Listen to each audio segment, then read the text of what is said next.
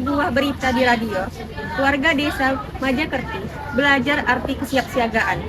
Bencana memang tidak bisa dihindari, tetapi masyarakat bisa mengurangi resikonya dengan menjaga alam sekitar. Ibu tahu nggak sih kabar pagi ini? Saya dengar-dengar katanya ada tanah longsor loh di daerah Gunung Sumbing di Magelang. Aduh, kayaknya cuaca pagi ini kayaknya memendung. Terus kalau hujan gimana ya nasib rumah saya? Soalnya di belakang rumah saya nih tanahnya udah retak-retak, Bu. Paling cuma geser dikit, Bu. Dari dulu juga nggak pernah terjadi longsor kok. Jangan dianggap santai gitu, Mir. Biasanya kalau hujannya udah sering, deres, terus juga hutannya udah gundul, banyak penebangan, banyak penyikisan tanah, itu tuh nanti bakal terjadi longsor, apalagi ini udah retak-retak. Iya, apalagi dari yang aku dengar, kalau misalnya udah ada rembesan air di dinding-dinding atau halaman rumah tuh tanda-tanda mau longsor, Mir. Waduh, saya baru tahu, Bu Lina. Terus saya harus gimana ya biar supaya aman?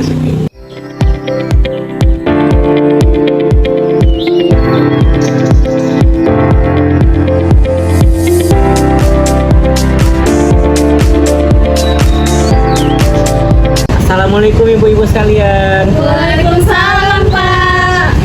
Saya Diva Alundaguna dari BPBD. Nah, saya dengar-dengar ibu-ibu sekalian nih khawatir soal tanah longsor ya. Betul, Pak. Bagus, tandanya warga-warga di sini sudah mulai peduli. Nah, langkah pertama dalam mitigasi adalah mengenali resiko. Nah, contohnya nih, ketika kita mulai melihat ada bahwasannya tanah mulai retak, pohon miring, bahkan ada air yang keluar dari tanah. Nah, ini adalah salah satu sikap kita dan kesiapsiagaan kita untuk waspada terhadap terjadinya longsor. Gitu. Oh, jadi bukan waktu udah terjadi bencana baru kita panik ya, Pak? Nah, benar. Mitigasi itu adalah tindakan sebelum terjadinya sebuah bencana.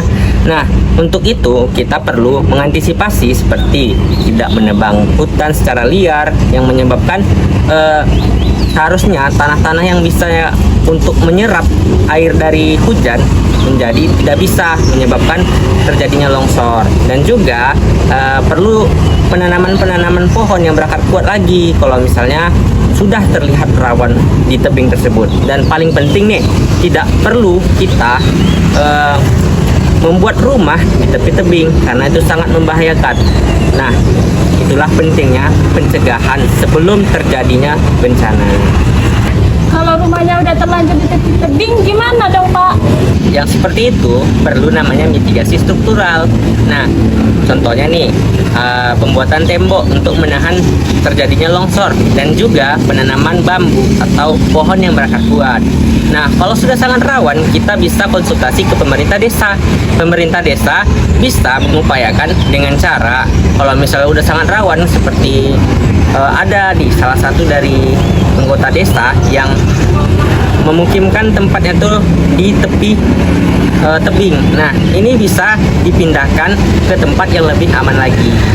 Wah, berarti saya harus siap-siap dong, Pak. Soalnya tanah di belakang rumah saya ini udah mulai retak, Pak. Iya, Bu, yang penting tetap jangan panik. Nanti saya bantu ya melihat kondisi lahannya bagaimana. Gimana kalau minggu depan kita adain gotong royong, Pak? Nanti kita nanamin pohon di sekitaran tebing biar kita terhindar dari longsor. Ya, setuju banget nih sama Bu Sari. Nah, biar desa kita tuh makin aman semuanya. Saya ajak teman-teman remaja juga ya, biar rame. Saya siap nih masakin masakan buat yang semua ikut kerja bakti. Ya, tambah semangat, Bu. Nah, itu baru keren. Kebersamaan itu memang penting.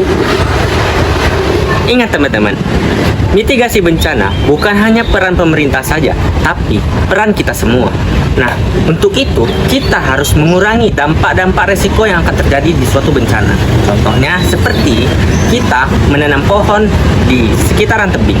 Nah, ini mengurangi dampak yang akan terjadi ketika terjadi bencana itu.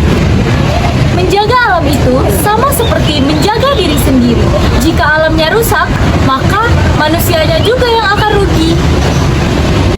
Dari sebuah berita di radio, warga desa Majakerti belajar arti kesiapsiagaan. Bencana memang tidak bisa dihindari, tetapi masyarakat bisa mengurangi resikonya dengan menjaga alam sekitar.